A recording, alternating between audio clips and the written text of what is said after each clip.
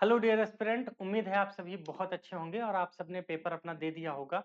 2024 का पेपर अभी जस्ट कुछ देर पहले खत्म हुआ और मैं कुछ बातें करूंगा प्रीलिम्स को लेके कि आज का एग्जाम कैसा था और कुछ क्वेश्चंस के माध्यम से हम लोग देखेंगे कि ये पेपर कैसे था। एनालिसिस की बात करें तो डिटेल एनालिसिस कल शाम को 6 बजे से आपको मिलना शुरू हो जाएगा, वो भी टॉपिक वाइज होगा।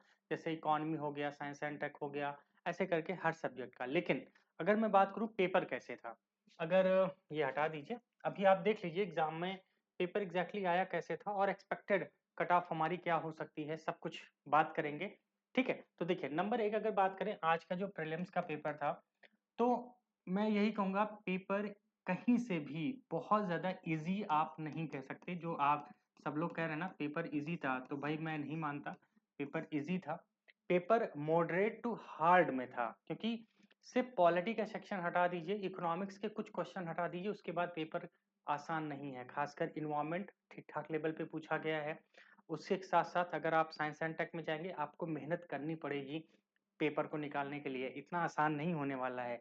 ठीक है, तो पेपर मैं यही कहूंगा पेपर मॉडरेट से लेके एक टफ कैटेगरी में था, ध्यान रखना। ठीक है, टफ कैटेगरी में, मॉडरेट टू टफ है, इजी तो नहीं कहूंगा, ध्यान रखना, क्योंकि यूपीएससी का एग्जाम कभी आसान होता नहीं है। ठीक, अब बात कर लेते हैं फट से कट ऑफ क्या रहने वाली है। सबसे इंपॉर्टेंट कट ऑफ देखो, कट ऑफ जो 2023 का पेपर था, अगर उस हिसाब से देखें इस वाले पेपर को, क्योंकि 23 का पेपर बहुत अनएक्सपेक्टेड था।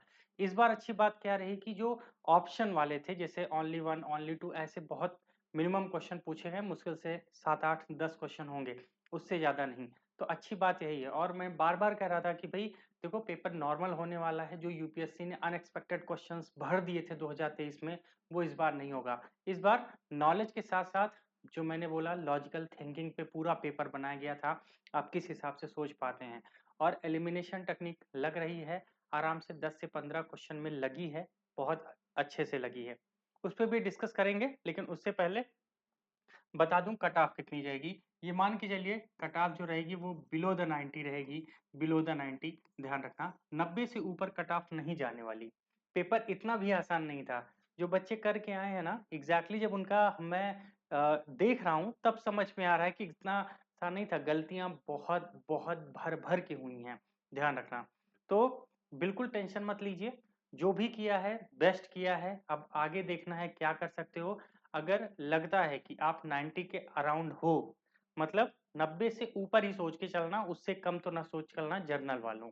ठीक है, तो अगर उसके ऊपर है मामला तो ध्यान रखना मेंस की तैयारी शुरू कर दीजिए। उससे कम है तो मैं कहूंगा कहीं ना कहीं डाउट में रहोगे। रीजन क्या है, नॉलेज बेस ज्यादा था, और जब भी नॉलेज बेस ज्यादा होगा कट ऑफ ऊपर जाएगी जाएगी। ठीक है, तो ये बात ध्यान रखना है। जैसे कुछ क्वेश्चंस मैं आपको दिखाता हूँ, उसके आधार पे हम लोग बात करते हैं। जैसे इकोनॉमी का ये एनालिसिस का बनाया गया था सेट, तो मैंने यही उठा लिया। लेकिन उससे पहले ये फ्री मेंटोरशिप प्रोग्राम आईएएस 2025 के लिए आप जीत के लिए हो जाइए तैयार। डिस्क्रिप्शन बॉक्स में व्हाट्सएप का ग्रुप का लिंक है, वहीं ज्वाइन करना है आपको। वो सब कुछ जो आपको चाहिए, विश्वास कीजिए मेंटोरशिप के लिए अगर आप कहीं पैसे दे रहे हो तो ये आपकी सबसे बड़ी गलती होगी, क्योंकि यहाँ पे वो सब कुछ मिलेगा जो आपके एग्जाम के लिए जरूरी है। ठीक है, इसके लिए आप क्या कर सकते हो, बस दिए गए एक नंबर मैं आपको दे रहा हूँ, 9696722831, इस पे व्हाट्सअप कर लीजिए, या फिर डिस्क्रिप्शन बॉक्स में एक व्हाट्सअप ग्रुप का लिंक है, उसको ज्वाइन कर लीजिए। ठीक है, चलिए अब बात करते हैं कुछ क्वेश्चंस की। जैसे ये क्वेश्चन है पहला, ये सेट बी है, ध्यान रखना सेट बी। क्वेश्चन नंबर 1 क्या लिखा है, किसी अर्थव्यवस्था में कुल प्रजनन दर किस रूप में परिभाषित किया जाता है। अब शब्द समझिएगा, क्वेश्चन में फर्टिलिटी रेट की बात नहीं की गई है, टोटल फर्टिलिटी रेट की बात की गई है। अब जो कुछ लोग ऐसे होंगे जो सिर्फ फर्टिलिटी रेट के आधार पे उन्होंने बता दिया कि 100 बच्चे पे, मतलब 100 बच्चे को डिवाइड कर दीजिए, जो पैदा हो रहे हैं टोटल पॉपुलेशन से, वहां से निकलता है, वो फर्टिलिटी रेट होता है। यहाँ टोटल फर्टिलिटी रेट की बात कर रहा है। अब ये क्या है, बहुत सारे लोगों ने गलत किया है।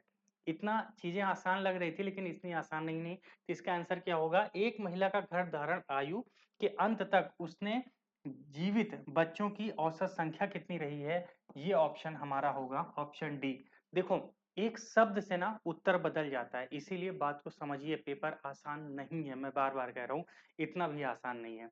ठीक है, चलिए क्वेश्चन नंबर 2 की बात करें, ये भी इकोनॉमिक्स का क्वेश्चन है। जैसे लिखा है, निम्नलिखित कथनों पर विचार कीजिए।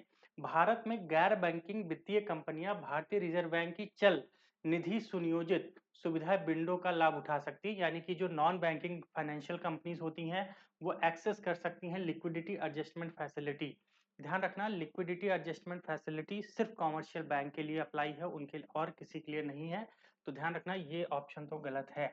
ठीक है, ध्यान रखना इस वजह से। और आगे लिखा है, in India foreign institution investor can hold the government security. बिल्कुल कोई भी आके ले सकता है ना, ऐसा कहीं कोई मना नहीं है। आगे लिखा है, भारत में शेयर बाजार के ऋणों के लिए प्राथमिक एक पृथक व्यापारिक मंच बनाया गया है, यानी कि अगर आपको कोई बॉन्ड लेना है या कोई जैसे ऋण डिबेंचर्स वगैरह खरीदने हैं तो उसके लिए एक अलग ट्रेडिंग प्लेटफॉर्म होता है। बिल्कुल, शेयर क्या होता है? स्टॉक, आप मालिक बनते हैं।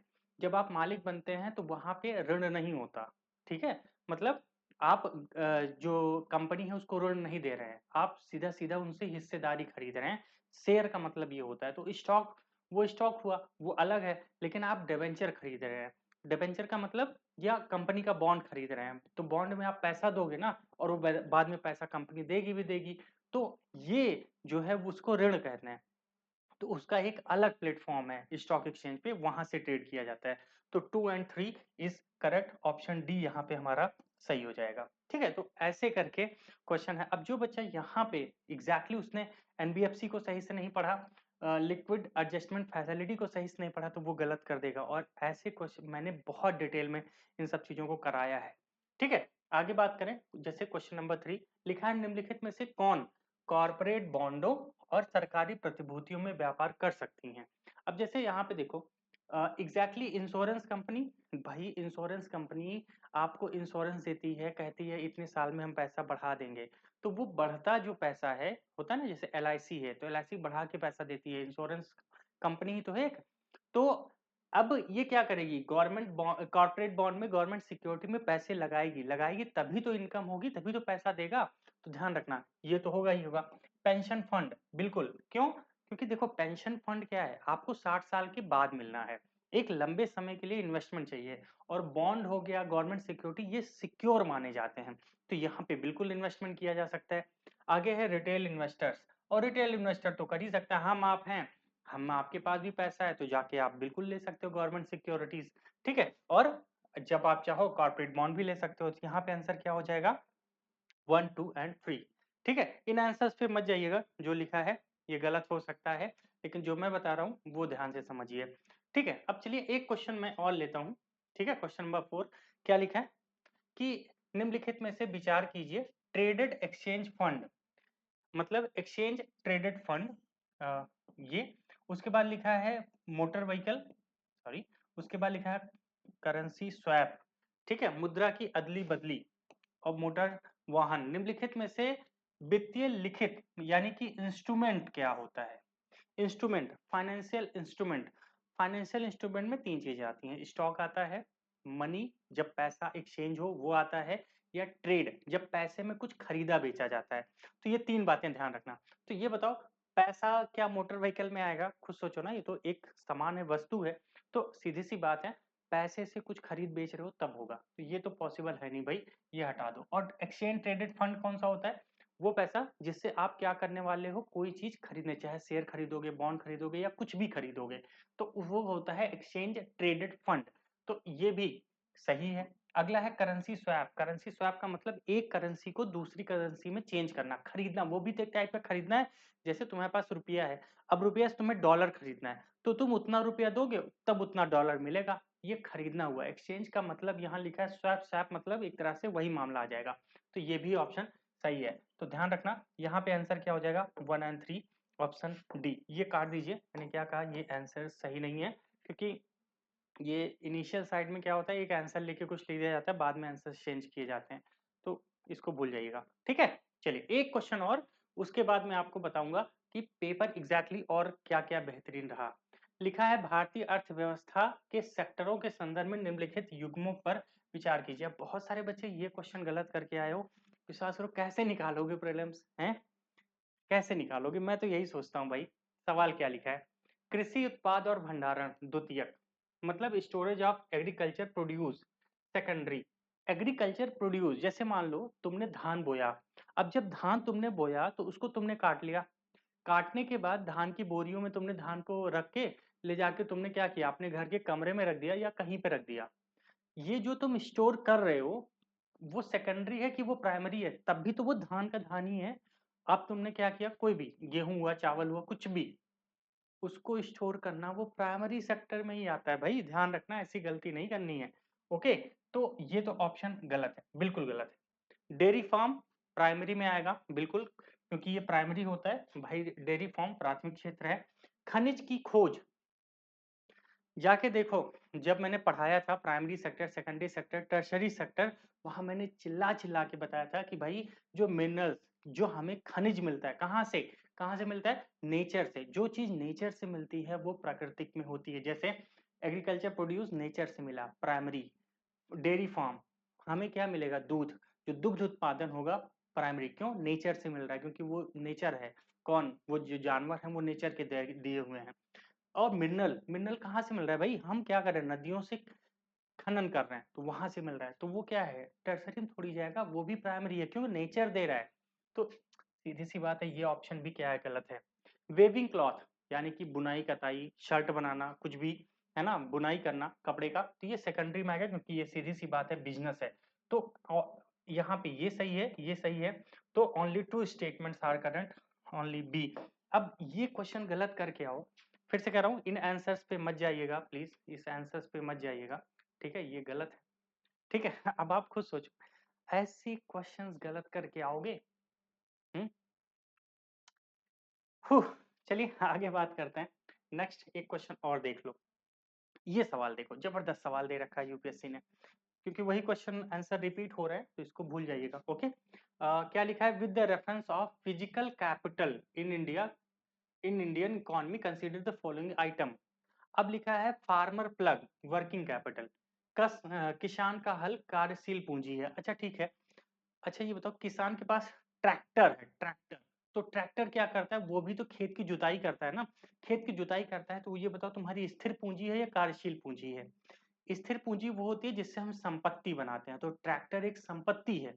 उसी तरह किसान का जो हल है ना, वो उसकी संपत्ति है, ध्यान रखना। जैसे मैं ऑफिस में हूं, तो मैंने ऑफिस में क्या लगा रखा है? एसी। मैंने क्या लगा रखा है? Panel, camera, laptop. ये सब क्या है? ये स्थिर, ये कैपिटल है, ध्यान रखना। और जब कैपिटल होता है तभी तो बिजनेस चलता है। उसी तरह किसान का हल क्या है? उसी से उसका व्यापार चल रहा है, उसी से वो किसानी कर पा रहा है, ठीक है? और कार्यशील पूंजी क्या होती है? कार्यशील पूंजी रोजमर्रा में जो खर्चा हो रहा है वो। अच्छा ये बताओ, हल एक बार उसका बन गया तो कई साल चलता है। मैं बार बार बोला था कि ये क्वेश्चन आएगा, और जब आएगा तो ऐसे सोचना। कैसे सोचोगे यार? एक साल की बात रहेगी, कई सालों की, तो आप बताओ ना, हल तो कई सालों साल चलते थे, है कि नहीं? तो ये कार्यशील पूंजी कैसे हो गई? वो क्या है? स्थिर पूंजी है, वो उसके पास हमेशा रहेगा। लेकिन हाँ, जो जो उसके साथ क्या हो रहा है, जैसे मान लेते हैं कि जो हल है, हल में कुछ खर्चा आ गया, उसको बनवाने का जो खर्चा लगा वो कार्यशील पूंजी है। लेकिन जो हल है बेटा, वो स्थिर पूंजी है। इस वजह से यहाँ क्या हो जाएगा? ये गलत हो जाएगा, ये गलत हो जाएगा। कंप्यूटर, मैंने क्या बोला? लैपटॉप, लैपटॉप स्थिर पूंजी है। क्यों? क्योंकि लंबे समय तक चलने वाली बात है ना? ऐसे करके मैंने समझाया था। तो ये भी ऑप्शन क्या है? सही है। बुनकर द्वारा प्रयोग किए जाने वाला सूत्र। अब ध्यान से सुनो, लिखा है फिक्स्ड कैपिटल, यानी कि अच्छा ये बताओ, बुनकर क्या कर रहा है? चीजों को सुल रहा है, उससे प्रोडक्ट बना रहा है, तो वो खत्म होगा फिर आएगा, खत्म होगा फिर आएगा, यानी कि डेली जरूरत पड़नी है।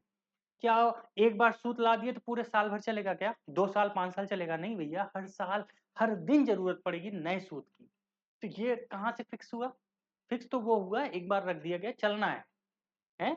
तो खुद सोचे होते, ये नहीं हो सकता, है कि नहीं? ये नहीं हो सकता, तो ये नहीं हो सकता। आगे पेट्रोल, पेट्रोल क्या है? कार्यशील। क्यों? क्योंकि पेट्रोल आज यूज किया कल खत्म। अब बाइक में आज पेट्रोल भरा है, कल खत्म, फिर चलाए, फिर कल खत्म। इकोनॉमी की बात कर रहा है, कैपिटल की बात कर रहा है, तो ये ऑप्शन बिल्कुल सही है।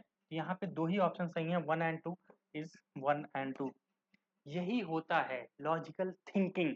और अगर आपने नहीं किया, विश्वास कीजिए कुछ भी बात नहीं बनेगी। कितना सिखाया था ये सब भाई, है ना? अब फिर से बहुत मज़ेदार सेशंस होने वाले हैं, विश्वास करो। गज़ब-गज़ब की चीज़ें बताऊँगा। लेकिन सबसे इम्पोर्टेंट ये होता है ना, पेपर कैसा था? पेपर मैं यही कहूँगा मॉडरेट टू टफ लेवल था, ईज़ी नहीं कह सकते हैं। अगर आपने सही से पढ़ाई नहीं की है, तो ये पेपर नहीं निकलने वाला, नहीं निकलने वाला। और अभी भी परेशान हो, तो मुझे कॉल कीजिए, मुझसे बात करो। व्हाट्सएप नंबर डिस्क्रिप्शन बॉक्स में है, प्रॉब्लम सॉल्व करेंगे। अगले साल की कैसे तैयारी करनी है, उन सब चीज़ों के बारे में बात करेंगे, कल शाम 6 बजे। हो सकता है दिन में भी कुछ सेशंस आएँ, लेकिन ध्यान रखना अभी चल रहा है मार्केट में सब कुछ कोई आंसर बता रहे हैं। हम ये नहीं कहते कि उनका गलत है या उनका गलत है। मुझे खुद पे विश्वास है, बस इतना मैं कह रहा हूँ, जो बता रहा हूँ विश्वास करो सॉलिड तरीके से बताऊँगा, जहाँ आपकी नॉलेज बूस्ट अप होगी। ठीक है? एग्ज़ैक्टली थोड़ा-सा समय की कमी है मुझे आज, बस इस वजह से नहीं हो पाया। चलिए इसी के साथ एक क्वेश्चन और भी देख लेते हैं, क्वेश्चन नंबर 9। ठीक है? वैसे क्वेश्चन तो इकोनॉमिक्स में ठीक-ठाक आए हैं। लगभग 18 17-18 क्वेश्चन्स के आसपास इकोनॉमी में सिर्फ़ आए हैं। ठीक है? करंट अफ़ेयर और ये सब मिला लें। तो आप देखो ना, इकोनॉमी का एक बड़ा सेक्शन है और मैं बताऊँ, अगर थोड़ा बहुत भी आप लॉजिकल सही से सोचते, इकोनॉमी में 15 प्लस क्वेश्चन करके आ सकते हो, 15 प्लस। और मैं कहूँगा लॉजिकल थिंकिंग अप्लाई है इस एग्ज़ाम में। इकोनॉमिक्स के पेपर के में 10 से ज़्यादा क्वेश्चन कर सकते हो सिर्फ़ लॉजिकल थिंकिंग के बेस पे। ठीक है? ध्यान रखना।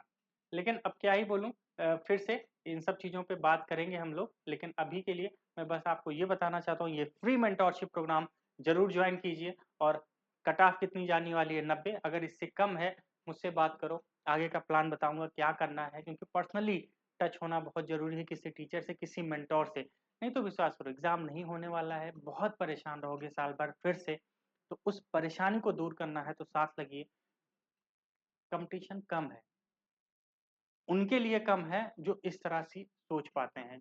जो सिर्फ़ एग्ज़ाम में पेपर जाने के बाद ना बस लग गए, लगने के लिए उन्होंने कुछ भी सही से नहीं सोचा, तब प्रॉब्लम रहेगी। चलिए बात करते हैं आगे, तब तक के लिए thank you so much, bye. WhatsApp number दे रखा है, कॉल कीजिए, बात कीजिए, व्हाट्सएप कीजिए।